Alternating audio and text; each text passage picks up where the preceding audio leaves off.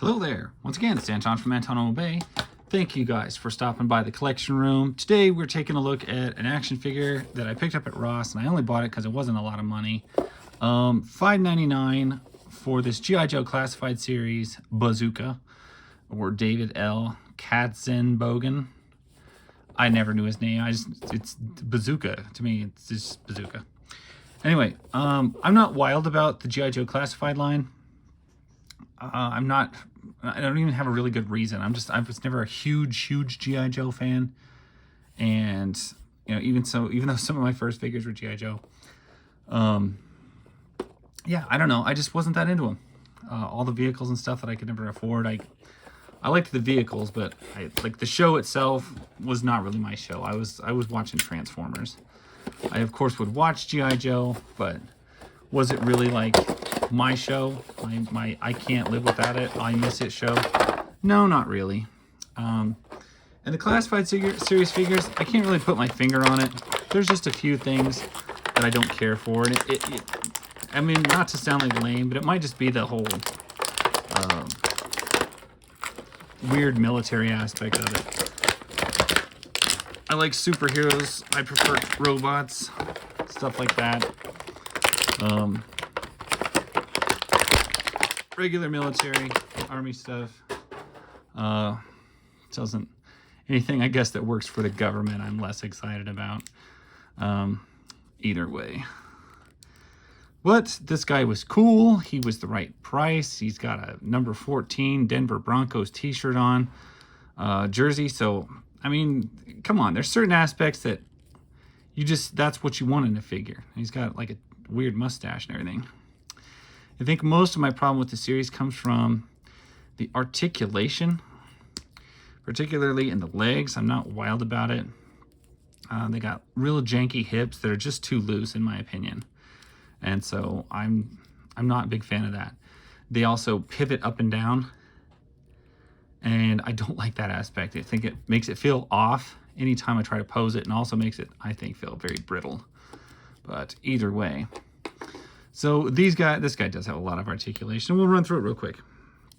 You got a joint at the base of the neck and a joint at the top of the neck. So you get a lot of movement there. You get one ab crunch there, and you get like another ab crunch, it feels like, in the waist. Not a rubber band that runs through the body, but close.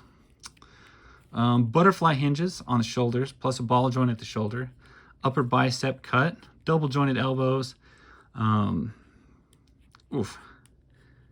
Okay, we've got hinged and pivoted wrists, and they go like this instead of like this, which sometimes is great, sometimes isn't. You got the aforementioned swiveling ball hinge at the hip. You got an upper thigh cut, double jointed knees, rotation at the top of the boot, ankle rocker pivots. And I think there's just too much articulation. Sometimes, I know that sounds like a ridiculous thing to say, but no, you can have too much articulation. Urgh. And also the guns, I'm not wild about. He comes with literally a bazooka, nothing else. Which is this even a bazooka? Because this looks a lot more like an RPG, like an actual rocket-propelled grenade. I don't know if there's a technical difference there, but we'll assume there is. He comes with this big backpack. Like, if you're gonna give him all this stuff, that's fine. But he at least needs like a sidearm. He needs a pistol or a little machine gun. He needs something else than just these big primary like bulk weapons, because this is not what you would use all the time by any means. So I think that's the problem that bothers me a lot with it. I've seen it with a few of the others. They give their big signature weapons, but like, where's the little secondary weapons? Because we clearly can't use these all the time. And also, if we're gonna make this line, you gotta make a dial tone. If you make a dial tone, I will be all in on this line. But until then, I'm gonna be pretty skeptical. Where's my dial tone, guys? Give me dial tone. Let's see. This plugs in here somehow. Oh, I think it just sticks over here. On the back of this, maybe. Boom, right there. You stick that little missile in there. And get that to stay in there. All these rockets go in there. So yeah, I guess give me a sidearm with this guy, because like, what are we gonna do all with just a bazooka? Like, is that the only weapon we're gonna use? I don't think so. That said, my complaints aside and everything, I mean, just because you work for the government, I can't be too mad at you. You're a Broncos fan, we'll let that slide because of that. I like your helmet. I like the face sculpt on him. I like the mustache. Give me a sidearm and like a machine gun, something else more usable, and we'd be in it to win it.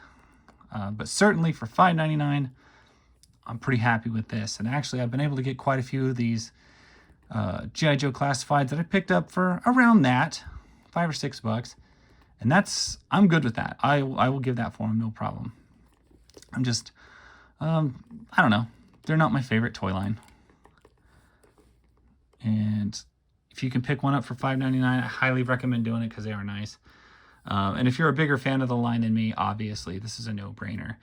But if you're not a big G.I. Joe fan, do look at them. And I'm sure there's a few, even non-G.I. Joe fans would love. This guy's one of them. Yeah, there's just a couple that you can't pass if you see them anyway. But anyway, that is Bazooka. Hope you guys liked the review. Let me know if you would take this figure for $5.99 or if you'd pass on it. Anyway, appreciate you guys watching. That's my story, and I'll catch you guys later.